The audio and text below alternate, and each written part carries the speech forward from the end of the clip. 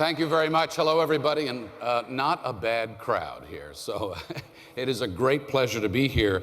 You know, as a journalist and now as a teacher, I'm used to reporting the news, and often the news is not good. You just heard from your new president that there isn't a lot of good news to report these days. But what's amazing about this political system of ours, about this country in which we live, is that people can weigh in. They can use the tools at their fingertips to make a difference. They can shape the news, or at least try very hard to do so. AIPAC has a reputation for doing that in this town, a tried and true recipe. Members do make a difference. There are challenges, though. You've been hearing about them over the past several hours. You'll hear about more of them as your meeting continues. So today we're going to talk about some of those challenges, what you need to know, what we need to know, and what to do with that knowledge. So with me today to have this conversation, AIPAC Political Director Rob Bassin. Hey, Rob. And to share stories of their pro-Israel activism and how they translate that in their world, Ken Olson from Westport, Connecticut, not far from where I hail once upon a time. Erica Shupak-Newberg from Phoenix, Arizona. Let's hear it for Phoenix, Arizona. Okay. And Tony Davis from Chicago. While making the greetings, I also want to note, Rob shared with me before coming out here that there are students from about 500 campuses, colleges and universities across the country.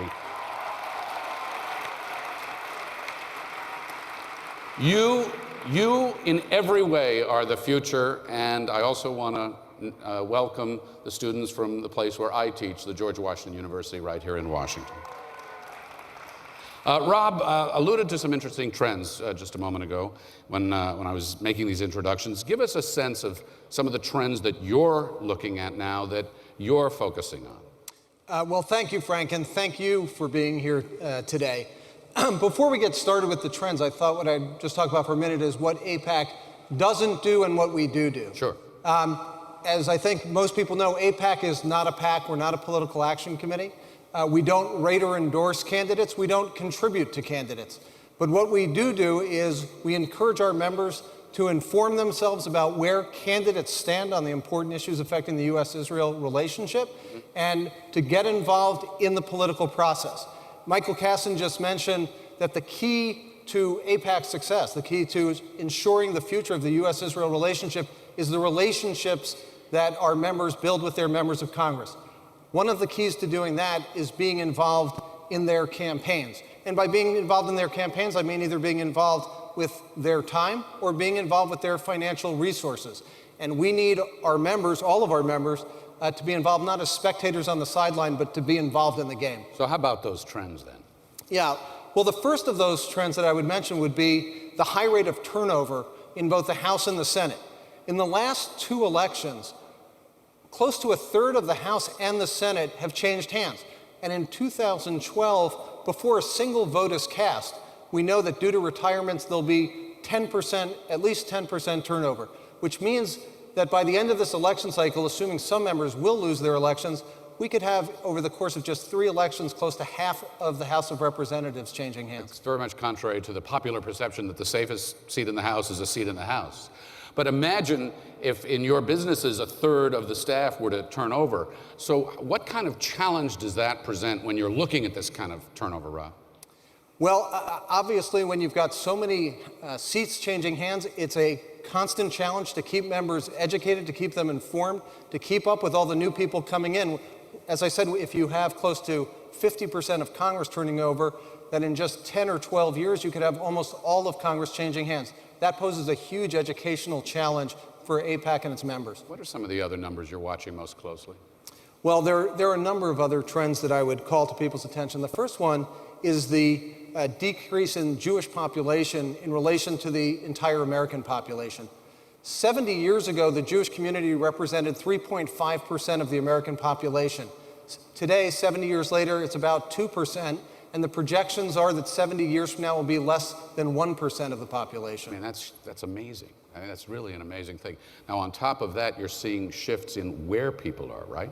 Exactly. Over the last 30 years, we've seen population shifts in the United States from the Northeast and the Midwest to the South and to the far West.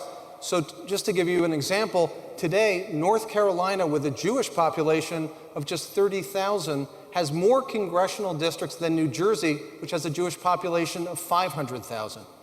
So Erica, let me turn to you now and bring our other folks into the conversation. With that as backdrop, when you're involved and when you're talking and thinking about pro-Israel politics, what do you mean by that exactly? Well, there's our traditional AIPAC work, and then there's our pro-Israel political work, and that essentially entails political fundraising for those members in the House and the Senate who are supportive of a very strong U.S.-Israel relationship. It also entails getting involved in open races with candidates early on to help work on those relationships, only after we sit down and meet with them and discuss their positions on Israel. And in fact, today, pro-Israel politics is so essential that people from my community can attest that the majority of my time is spent engaging more and more people in the political process. Just trying to get people involved. Absolutely. In the process. So Tony, explain how you go about contributing to candidates if someone wants to do that, and if someone says, yeah, okay, then what? A lot of it comes back to what Rob talked about, and that is there's this huge shift from the big cities to other parts of the country with fewer Jews. And so if we live in a city like Chicago, we've got a unique role to play, and that is we host events, both for congressmen from our own community as well as others, and then we have fundraisers for them and talk about issues that affect the U.S.-Israel relationship. But it's a big job, and we really need help from everybody, and so we ask everybody to reach out to us, reach out to members of staff, go downstairs to the Congressional Club Lounge in the AIPAC Village, reach out to them, and help us get committed, be part of the conversation, and then we can have even a bigger effect. And when you talk about reaching out, you're talking about reaching out well beyond your communities. But does that mean when you've got somebody, a House or Senate member who's not even from that community? Absolutely. So they'll come to Chicago. We routinely have congressmen and senators from outside of Chicago, and we want to help our friends get reelected. And so we need to help them even if they don't have resources in our community. They listen to you, and they make that connection there. Believe it or not, they listen to us. That's encouraging. Rob, what is AIPAC's role in all of this? I'm sorry? What is AIPAC's role in making these connections? Look, AIPAC's role is to educate our members about the issues and to encourage their participation and encourage them to reach out to their elected officials and build relationships and talk to them about these issues. I want to make clear to everyone, AIPAC is not changing the policy that we've always had, which is we are not rating, endorsing, or contributing to candidates, but we do feel it is imperative that everyone is involved in this process, that everyone is supporting those candidates that support the U.S.-Israel relationship, and that is for the individuals in the room in their individual capacity as pro-Israel activists to determine. Ken, there's a heck of a lot of cynicism in politics and out in the country these days, and a lot of it revolves around political activism and money, and the notion that if somebody raises money, that they're buying votes. Is that the way it works? That's not at all the way it works. There's never a quid pro quo, and there are no guarantees. We have friends and we have potential friends. And my friends and people in the pro-Israel community raise money for our friends to say thank you because they understand the congressmen and senators understand the importance of the American-Israel relationship and the shared values of those relationships. And we raise money for our potential friends to educate them, to help them understand it. But there are no guarantees. So we hope we communicate effectively and we work hard at that. And the more people that help us, the more effectively we can communicate. Am I a friend or a potential friend? You're a friend. You're standing right next to me. Okay. Erica, what impediments are out there? What are the main impediments that you see in this work you're trying to do? Well, I think that Ken mentioned that there's absolutely some cynicism, but on top of that, I think particularly for new people, it can feel a little intimidating and can lead to some nervousness. But I know, in fact, still today, I sometimes get nervous when I'm walking in with an influential member of Congress. And I tell myself, number one, it's just a relationship. Oftentimes, our community is incredibly well read, and we may, in fact, even know as much as sometimes more than some of our members of Congress for whom Israel is not their top priority. And we also need to remember that this isn't about our own professional interest. It's not about our pocketbook. It's fundamentally for the security of the United States of America and for Israel. And in fact, what I do find is once you start engaging, not only does the nervousness kind of melt away, but there's this incredible sense of meaningfulness.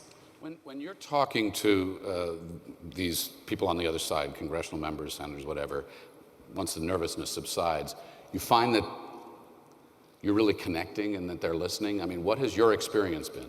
Absolutely. There are two human beings that were sitting across from each other. Twisting their arm, they're not pushing back on you? We make the case. Our story makes the case for itself. We have such a powerful message that they are very open to learning. Tony, what works for you?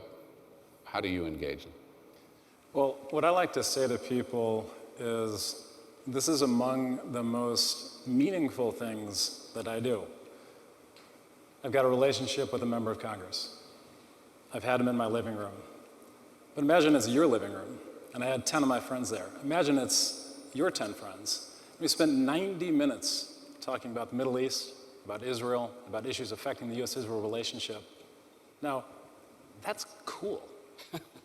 But more than that, now imagine watching TV, watching C-SPAN, and seeing that same member of Congress give a pro-Israel speech on the floor of the House. And the reason you're watching is because he emailed you and told you not to miss it.